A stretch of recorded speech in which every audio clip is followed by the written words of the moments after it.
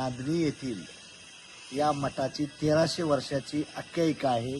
1300 वर्ष हे गाव फेमस असलेला नांदणी मठ आहे आणि तो जैन परंपरेच्या अनुसार मुंगीला देखील न्याय द्यायची भूमिका ह्या जैन परंपरेत आहे. तिथं नांदणी मठ आहे. त्या नांदणी मठाचं एक 100वे वर्ष चालू होत आहे. शांतिगिरी महाराज इथं प्रथम मुनी होऊन गेले. त्यांची 71वी पुण्यतिथी जयंती आहे आणि गेली 40 वर्ष माधुरी नावाची हत्ती इथं राहत होती. ती पंचगंगा नदीत पोहायला जात होती. तिथले 20-25 गावातली लोक सर्व शेतकरी बांधव तिच्यावर प्रेम करत होते, लेकीप्रमाणे, बहिणीप्रमाणे, आईप्रमाणे. तर गेल्या 1 वर्षापूर्वी तिथून माधुरी हत्तीनेला वनतारामध्ये नेण्यात आलं.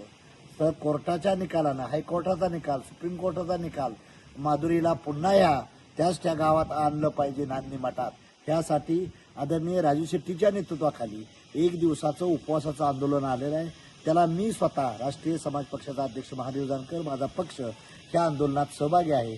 सकाळपासून आम्ही उपवास धरलेला आहे आणि ह्या गावकऱ्यांची, आसपासच्या परिसराची, इथल्या जनतेची इच्छा आहे, तमाम जनतेची, की माधुरी पुन्हा आमच्या गावात माहेराला आली पाहिजे, सासूरवाला आली पाहिजे अशी अपेक्षा व्यक्त करतोय.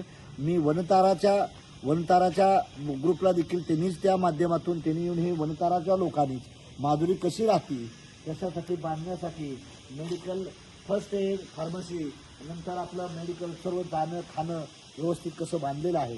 तर त्यांना माझी हाय पॉवर कमिटीला विनंती आहे की forest department of centre, forest department of the Maharashtra government आणि ती कमिटीच्या ज्या 3 सदस्य बॉडी आहे त्या कमिटीनं येऊन लवकरात लवकर त्यांचा अहवाल देऊन ह्या माधुरी 13 सप्टेंबरच्या अगोदर नांदणीला यावी हीच राज्य आणि केंद्र सरकारला नम्रतेचं आव्हान करतोय मी.